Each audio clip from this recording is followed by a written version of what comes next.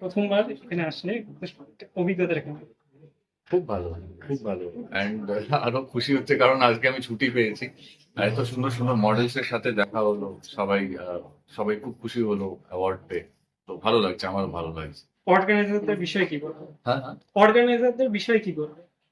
এটা তো খুবই ভালো। মানে অনেকদিন ধরে টাচে আছে, অনেকদিন ধরে মানে আমরা কথা বলি। তো ফাইনালি আজকে এখানে আসা হলো।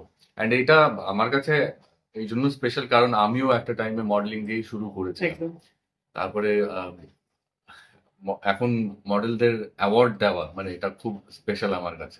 তো খুব ভালো লাগছে, খুবই ভালো লাগছে। আজকে তোমার এই লুকটা নিয়ে কি বলবে? এই লুকটা, এই কালার খুব ভালো লেগেছে আমার। আহ, যে ডিজাইনার সে স্পেশালি আমাকে বললো তুমি এটা পরো, খুব ভালো লাগবে। তো এই কালারটা আমি প্রথমবার পরেছি, ভালো লাগছে। মানে আমার তো ভালো লাগছে, দর্শকদের কেমন লাগছে এবার কমেন্ট করে জানাবে সবাই। একদম, অর্গানাইজারকে পাশে দেখতে পারি, তোমরা যদি হ্যাঁ। আসো একটুখানি নিশ্চয়ই ভালো লাগবে। এটা পিছনে যাও। হ্যাঁ। দেখা যাচ্ছে তো? একদম। ঠিক আছে।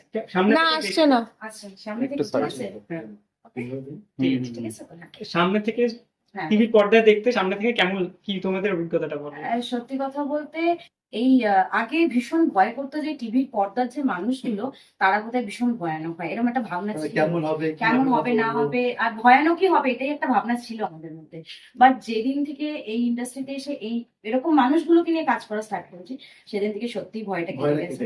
এত কোঅপারেট করে মানুষগুলো, সত্যি প্রচন্ড কোঅপারেট করে। এটা হওয়া খুব দরকার। এটা হওয়া খুব দরকার, প্রতিটা আর্টিস্টের দরকার আমার মনে হয় যে দিনের শেষে কোঅপারেশনটা। আর সত্যি তারা করে।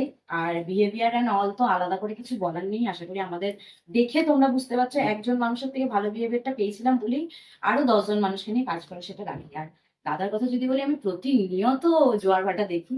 হ্যাঁ, আর প্রচন্ড সবাই দেখে আমাদের বাড়িতে। অভিষেকদাকে তো ভালো লাগে, আরাত্রিকাকে ভালো লাগে, সবাইকেই ভালো লাগে, সবাইকে নিয়ে কাজ করার ইচ্ছা রয়েছে। ব্যাস, দাদার আমাদের সাথে কেমন লেগেছে দাদা থেকে আমি তো বললাম খুব ভালো এক্সপিরিয়েন্স। আমরা তো অনেকদিন ধরে টাচে হ্যাঁ। আছি।